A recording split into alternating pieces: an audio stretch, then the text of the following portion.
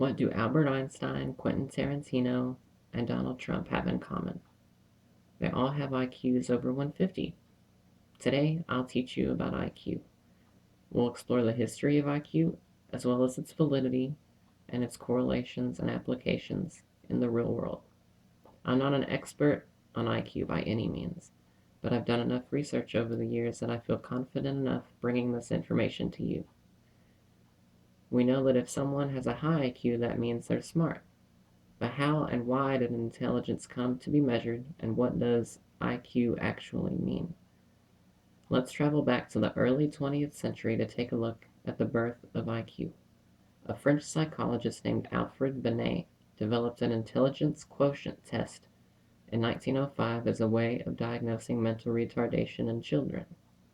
This test would determine a child's mental age, which would then be divided by the child's physical age and multiplied by 100. For example, a child with the mental capability of a 12-year-old, but who is actually 8 years old, would have an intelligence quotient, or IQ, of 150. It's called an intelligence quotient because the mental and physical ages are being divided. A Stanford psychologist by the name of Louis Terman refined this concept in 1916. Instead of depending on an individual's age, the IQ test would now measure your score against other participants at your age. A perfectly average person would have an IQ of exactly 100, with half the population having a lower IQ and half the population having a higher IQ. The United States military caught wind of these developments and applied them to their own benefit. World War I marked the most widespread use of the IQ test yet, with Army recruits being assigned to appropriate tasks based on their IQ scores, as they did not want their smartest recruits fighting and dying in the trenches. After the end of the war, the increased publicity helped to bring more respect to the IQ test and psychology as a whole. Now that we've looked at the history of IQ, let's explore its validity. Psychometricians consider IQ tests to be a statistically reliable way to judge a person's intelligence. No matter a person's age, gender, or cultural background, an IQ test is able to get a valid determination of their intelligence. After about the age of 15, a person's IQ becomes very hard to change, and for the most part will remain the same for the rest of his or her life. Although test takers may see slightly different scores when they take the test multiple times, whether these instances are in the same year or at different ages, a person's IQ scores will typically agree with one another and across time. The standard error of measurement is about 3 points. We've established that an IQ test is a valid quantification of a person's intelligence, but how can this information be useful? IQ has all sorts of interesting and useful correlations. It's a good indicator of income potential. People with higher IQs will statistically earn more than people with lower IQs, although this effect has diminishing returns. Those with extremely high IQs typically don't earn that much more than those with standard IQs.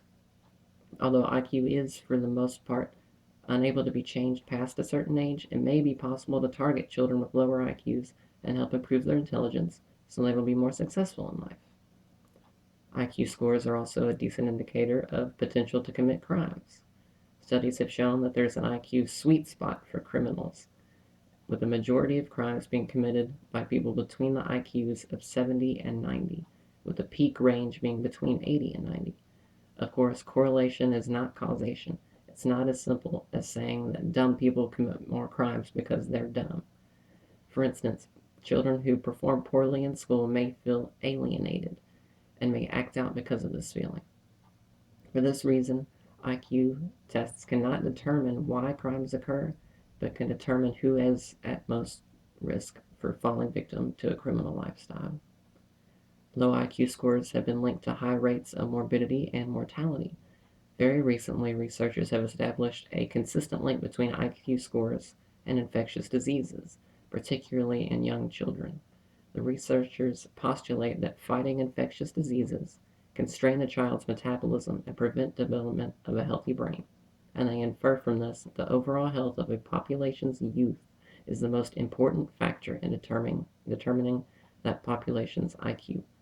Although a low IQ does not cause bad health, Children with backgrounds in low IQ areas are more likely to develop health problems in adulthood.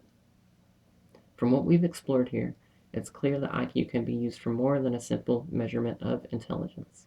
It can also be used to predict future outcomes of a population, to intercept problems before they happen, and to target areas of society that need improvement.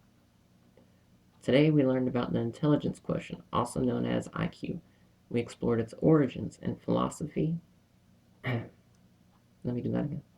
We explored its origins in psychology, education, and warfare, examined its validity as a test of intelligence, and looked at different ways it can be used to make the world a better place.